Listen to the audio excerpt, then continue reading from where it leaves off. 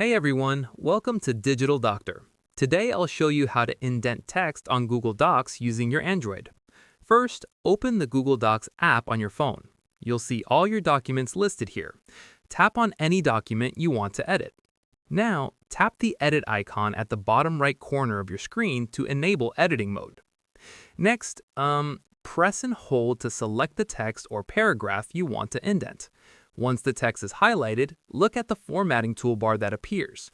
Tap on the Format icon. It looks like the letter A with lines. Then, scroll down to see the indent options. Here, you can choose to increase the left indent or right indent based on your needs. Simply tap the options according to your preferences. Once you're done, tap the check mark at the top left to save your changes. And that's it! You've successfully indented text on Google Docs.